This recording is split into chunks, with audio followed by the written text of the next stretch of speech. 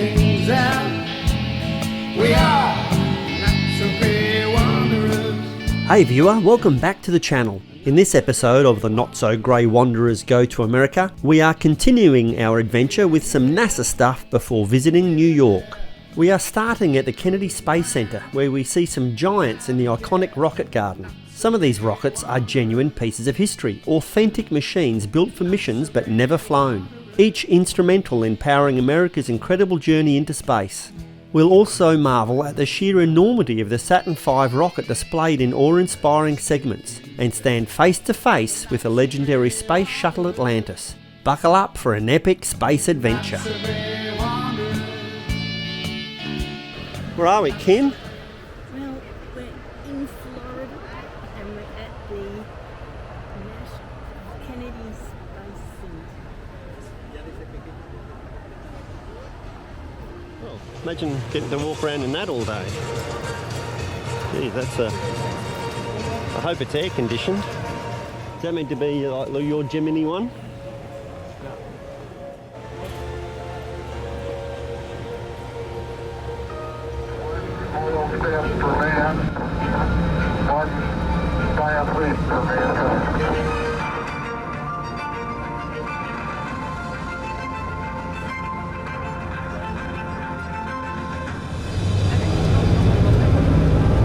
We have pondered our place amongst the stars since the dawn of humankind.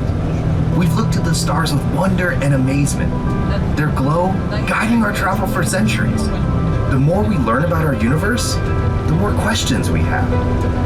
I'm Emily Calandrelli, and today you'll be following me behind the gates on this exclusive bus tour of Kennedy Space Center. Our journey will take us past active facilities and end at the visitor complex's own Apollo Saturn V Center. But before we begin this journey, just like every NASA mission, our number one goal is to return home very safely. active. They do that to make sure the cranes are all operated. We've been using for over 50 years. We're going to use it for 3 more decades. You get 32 feet per gallon of fuel, 165 gallons per mile, and it lifts from 20 to 26 feet. We're going to cross over Alligator Alley. You're going to see a construction from afar. That is Amazon. They'll launch Starship from there, return an astronaut to the moon later on tomorrow. The bleachers, we bring the gas. They want to just circle, collecting down and return. Artemis 2 will leave from there. The astronauts will be on it. They will not land. The automatic system requires too many trusses to get where it needs to go. So there's a difference between the automatic and the manual, but there were times when the manual approach to flying the spacecraft was the most efficient. From Neil Armstrong, where he said that we try to find all the problems here on Earth so we won't have a problem in space. You try to forecast or figure out anything that might go wrong. Standing beneath the Apollo Saturn V rocket here at Kennedy Space Center is genuinely awe-inspiring. To call this machine enormous barely does it justice. At 360 feet long, taller than the Statue of Liberty, it's displayed in segments, giving us an incredible sense of its sheer scale and engineering brilliance.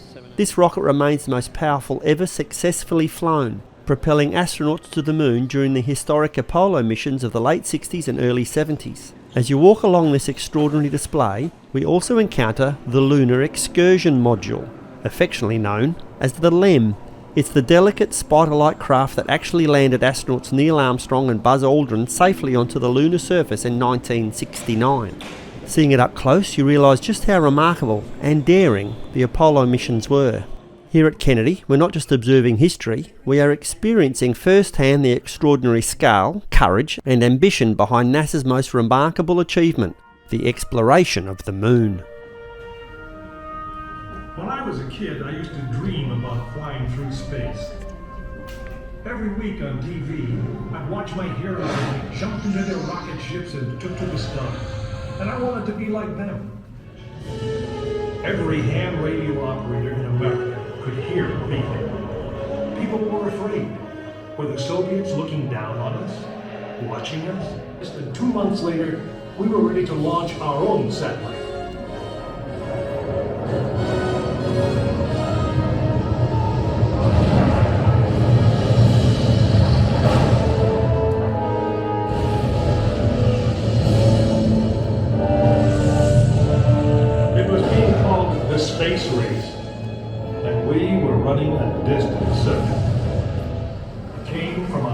president. In one inspiring moment, he changed the mission from one based in fear of the present to one of hope for the future. But why, some say, the moon? Why choose this as our goal? And they may well ask, why climb the highest mountain? Why, 35 years ago, fly the Atlantic? Why does Rice play Texas? We choose to go to the moon. We choose.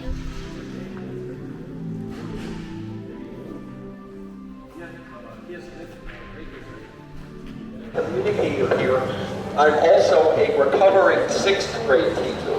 So if you're allergic to corn or nuts, my jokes are very corny and I'm a little nuts for the space program, so that might give you a little bit of an issue there. Space shuttle orbiters were named after sailing ships.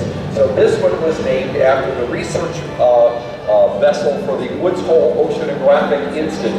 And a lot of people look at these and they say, well, this is the shuttle. Actually, it's just a part of it.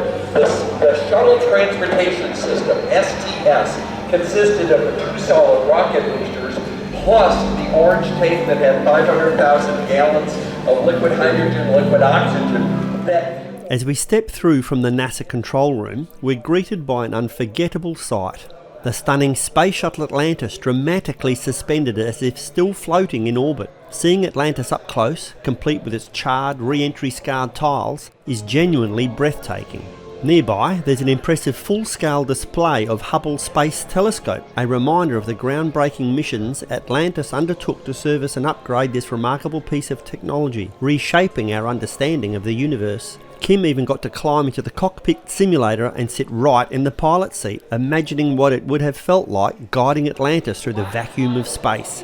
It's a once-in-a-lifetime chance to appreciate the skill and bravery of astronauts.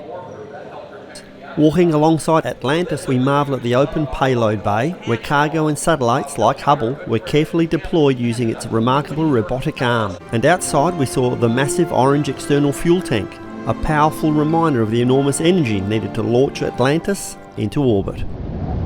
It's time to fly to New York the day after Hurricane Idalia made landfall in Florida. Despite Orlando Airport remaining operational during the storm and the hurricane's 215 km/h winds, which caused widespread damage and numerous flight disruptions, we managed to get on board and head to the Big Apple. Where are we, Kim? Well, we're in Times Square, New York City, drinking a orange, no, it's a pineapple and mango lemonade. Thing. I've got a dragon fruity one and I'm doing a time lapse. So the camera's in there now. We booked our tickets for Harry Potter. Can't get into our room yet. We've finally touched down in New York after our flight from Orlando, but turns out our hotel's not ready yet. No worries, we dumped the bags and hit the streets to soak up the city's buzz. Straight into action.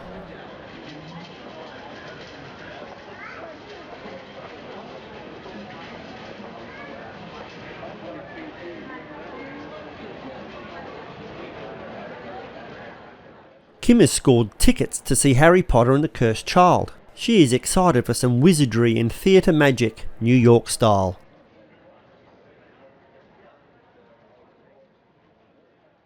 Kim? We're catching the train to the World Trade Centre.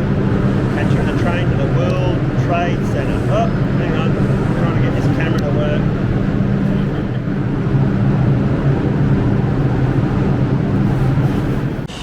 So we've come down to the 9/11 memorial. Wait, see what happens. Plenty of people here. We'll try and get in there, but typical America, bloody queues everywhere.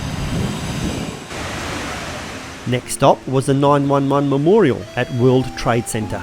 It was genuinely moving standing beside those massive reflecting ponds where the towers once stood. The engraved names of victims, cascading waterfalls and atmosphere of quiet reflection made for a powerful and emotional experience.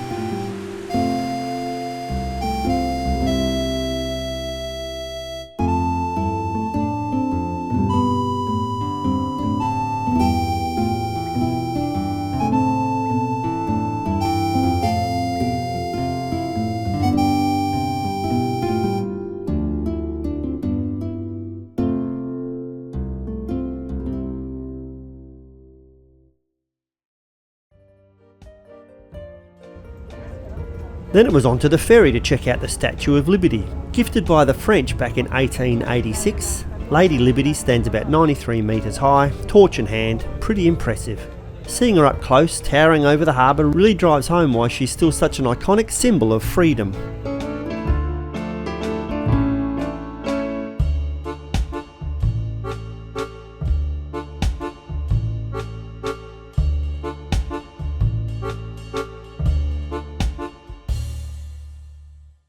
Before seeing the Harry Potter show, we were recommended an Italian restaurant. So off we went. This serving was for one person, but we shared it. Today we've dropped into New York's Museum of Natural History. Talk about a massive joint, full of dinosaurs, giant whales and all sorts of mind-blowing exhibits. Seriously, seeing that T-Rex skeleton up close was unreal. We could have spent many more hours wandering around, but even this quick visit left us gobsmacked. Definitely worth a looky if you get the chance.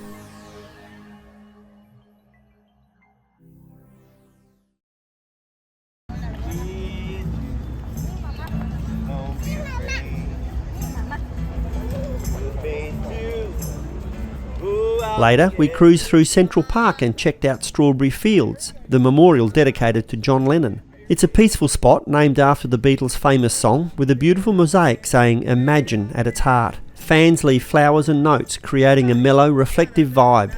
Sitting there listening to the buskers strumming Lennon classics, you really feel the love and respect people still have for him. Such a special place to take a moment and chill out.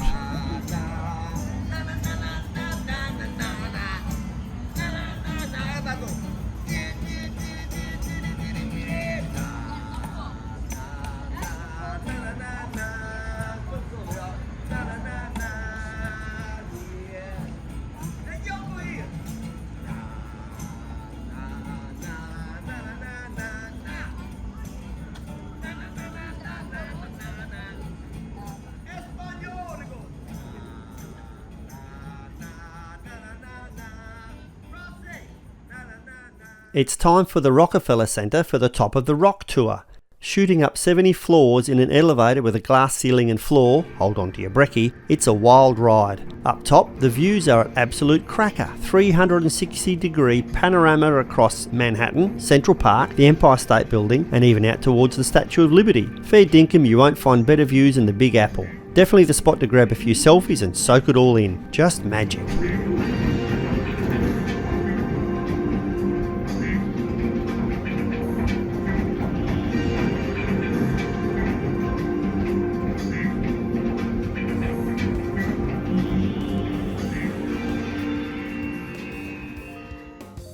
We've made it to the top of the rock. It's the Rockefeller. We're going to look over New York City.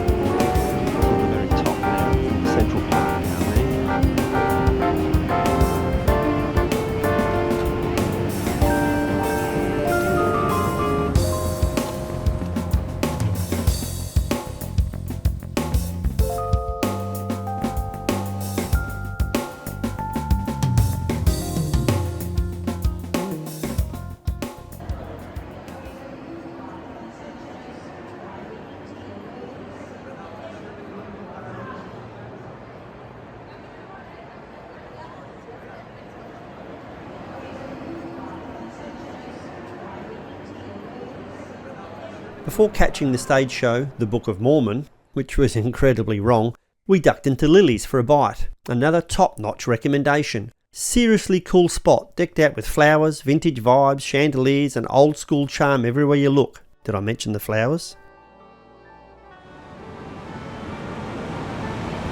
So we're on the High Line, which used to be a freight railway line that used to run through New York City, but all of the neighbourhood and the mayor didn't want it demolished and they turned it into a park.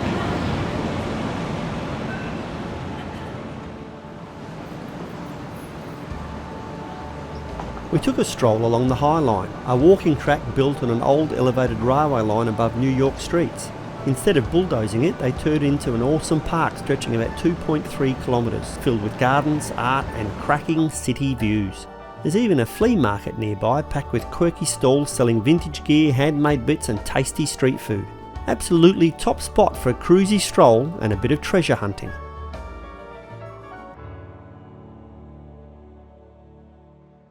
And that's a wrap for our epic New York adventure. We topped it off by catching the Blue Man Group again. Seriously hilarious and always a cracking show. We love wandering those buzzing streets, grabbing tasty feeds at spots like Lillie's and soaking up the city's unbeatable energy. From standing humbled at the 911 Memorial to cruising out to Lady Liberty and checking out the stunning views from the top of the rock, this trip's been an absolute ripper. Thanks heaps for tagging along. New York, you've been bloody awesome.